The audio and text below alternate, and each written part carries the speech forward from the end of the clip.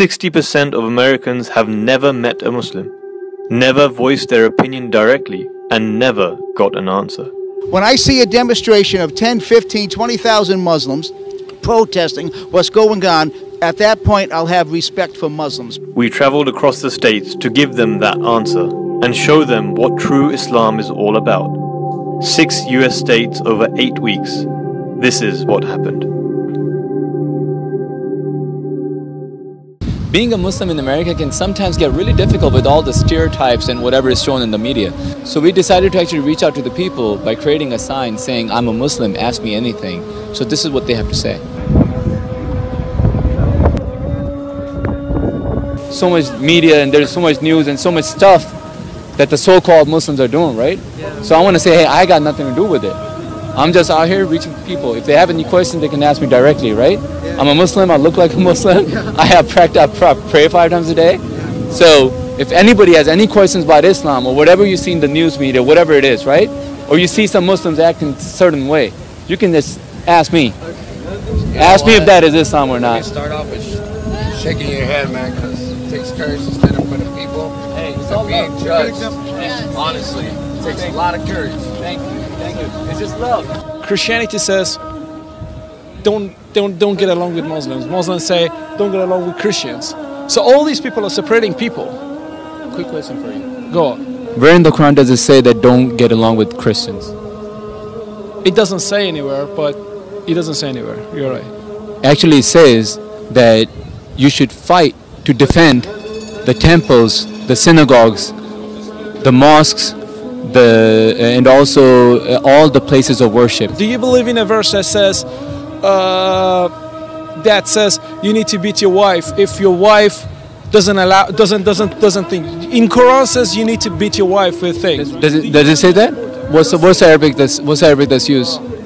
It says you have to do it with a brush. You have to beat your. You think that the actual verses of the Quran says that you have to beat your wife with a brush? Because I've read it many times. It doesn't say that. It does say, doesn't it? If your wife Have you? No, it doesn't. Yeah, you can Google it. I have the Quran in the pocket as well. Have you ever read the biography of the Holy Prophet ﷺ, of Islam, the founder of Islam? Yes, I have. Did you ever read that he beat his wife? No, he didn't. There you go.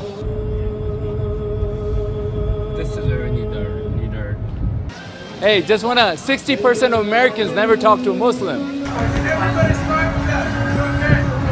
Do you guys teach a violent doctrine against other people that do not practice Islam?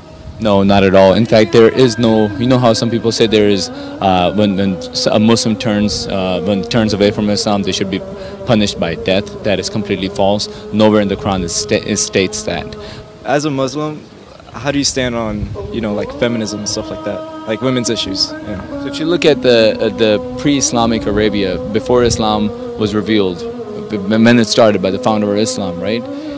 Women are treated really bad. Like there were some tribes there who used to actually bury their baby daughters because they felt shame in having a daughter in the house. Had no rights to inherit property, no rights in saying in any of the political issues. They had no rights of inheritance. So if you look, and it's back then, it's recorded, it's in the Quran, they were actually liberated.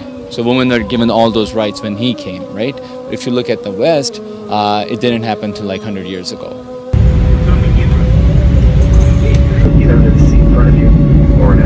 Wow, look at that, it just looks amazing, man. Look at what you're doing, man. Keep it up. You too, bro.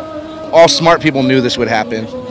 You're just kicking a beehive and giving them weapons. Exactly. And they're uneducated. But then, guess what? I want to share something with you. There was 1400 years ago, the founder of Islam said that a time will come when the Muslim clerics will be the worst creatures. He didn't call them humans. He said they'll be the worst creatures on earth. Fifth caliph of the Ahmadiyya Muslim community said, he said, you want to stop these wars, stop the funding. Find out where these people are getting funds, stop their funding, and that's how you can stop them. If you look at Ahmadiyya Muslim community, I'm from that community, what we have been doing, Ahmadiyya Muslim community. So if you look us up, right, you'll actually see that we are actually been condemning violent jihad for the last 125 years. Approaching rental car center. Let's get up in. And it's really insane because I know I was hearing that. That was from the Bronx. As far as the veil is concerned and as far as you know, like covering up, and obviously my mom covers up, she wears that loose clothing called burqa and everything. A lot of the women, actually, you should actually reach out to the Muslim women. They feel liberated that way instead of being exposed.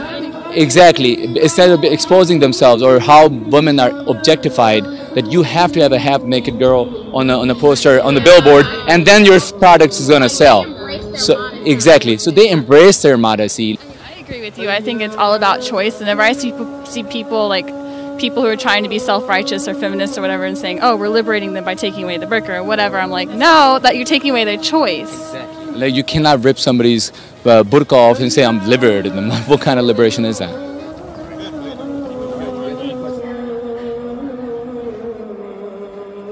So what's your question? How do you feel about the Islamophobia going on in the U.S.? I think it's just unfortunate, and I think people like Donald Trump, who are actually on national television, they're spewing such hatred. This is something like that has just taken us back 50 years, because now people are actually saying stuff which we normally don't hear. So this is home for me. Whoever said that, man, this is home for me. I'm a United States citizen. Thank you. So just for the benefit of the viewers here, I was told to go home. This is home for me. I live in Columbus, Ohio. I'm a Muslim too, and I'm proud of it. Thank you. Thank you. Just got to do this, man. 60% of Americans never talk to a Muslim about Islam, so we figured we should reach out to them. Cool. That's great. We appreciate that. What do you believe happens after you pass from this life? The Quran says that the Jews, the Christians, the Sabians, anybody who believes in whatever they believe in, and they have no fear, they shouldn't have anything to worry about. Just paraphrasing the verse. Basically what it says is that as a Muslim, I can't judge anybody what's going to happen to them. Is basically we are strongly told to believe that it's a man's relationship between God. As a Muslim, do you think that there should be restrictions on how men and women dress? How men and women dress? No, not at all. See, that's what Islam says. Islam says there is no compulsion in religion. So anyone from any religion can dress however they want to, right? At the same time, if you're a Muslim, there's certain guidelines that Islam says. And main thing that Islam says is dress with modesty. Not just for women, also for men. So we're all supposed to do that. What's your question? What do you think about racism? Islam teaches that all men are made equal. We all bleed the same blood. So there's no racism in Islam, and Islam actually teaches that you're supposed to treat everyone with love and affection. And from the Ahmadiyya Muslim community, that's where I'm from, we are believers in love for all, hatred for none. And we are taught, like the Prophet himself said, that all men are made equal, so there shouldn't be any differences. And that's why when you go pray, we're all lined up together and praying, regardless of the man is rich, poor, black, white, whatever, and that actually increases brotherhood. To be very honest, I was quite nervous while we were doing this social experiment. However, we were very well received, and even in the airports and airplanes, we did the social experiment, and people were patting my back and saying, "Thank you for doing this. We need more Muslims like this out here." So the question is, are we doing enough as Muslims? Because the Ahmadiyya Muslim community is the only community who actually believes that the Messiah has come, and we're taught as young children to defend our faith by actions, not just our words. So what I learned from this social experiment is that Americans in general, they're very loving and kind people, and they're open-minded, and they're willing to learn as long as they get that opportunity. And it is up to us to give them that opportunity, and that gives me hope. There's much hope with Americans and also this country.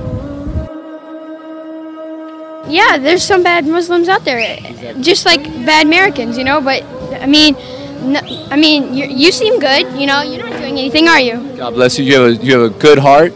I wish there was more Muslims like you who would speak out against the radicals who are extremists, because it would give a lot of people a better understanding.